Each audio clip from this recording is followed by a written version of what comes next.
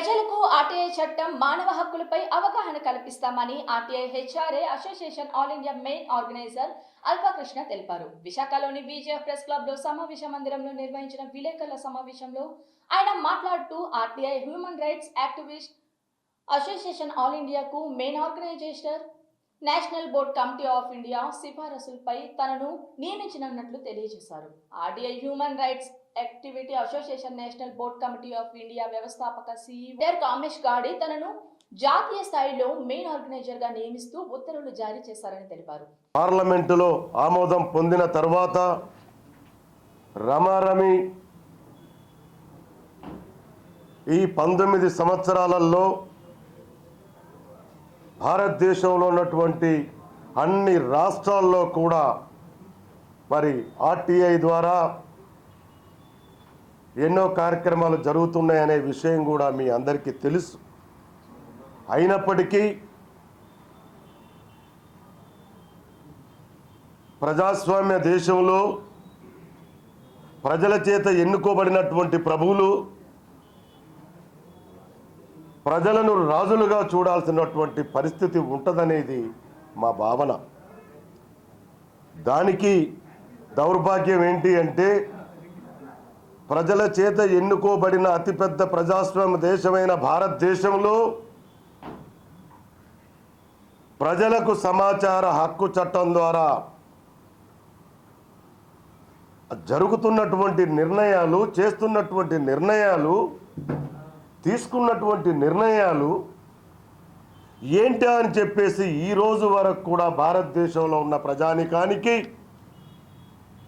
63% తెలియదు అని అంటే మనం ఏ స్థాయిలో ఉన్నామో గుర్తుంచుకోవాలి. ప్రపంచ దేశాల్లో అతిపెద్ద ప్రజాస్వామ్య దేశమైన భారతదేశంలో ఇలాంటి పరిస్థితి ఉంటే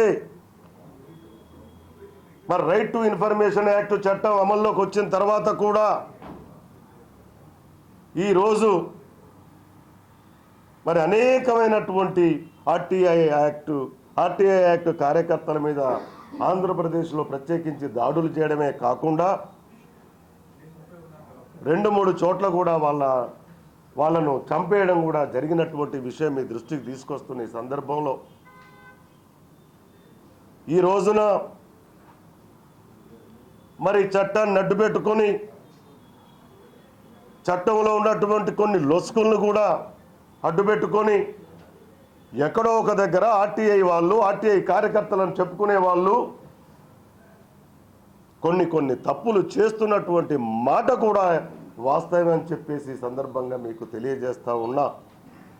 అలాంటి సందర్భంలో మరి భారతదేశపు ప్రధాన ఆర్గనైజర్గా బాధ్యతలు చేపట్టబోయే ముందు ఖచ్చితంగా కామేష్ గాడి గారు నాకు ఒక విషయం చెప్పారు. ఉత్తర భారతదేశంలో మనం చాలా స్ట్రాంగ్గా ఉన్నాం కృష్ణ గారు, దక్షిణ భారతదేశంలో మనం ఈ భాషాపరమైనటువంటి ఇబ్బంది వల్ల వెనకబడి ఉన్నాము.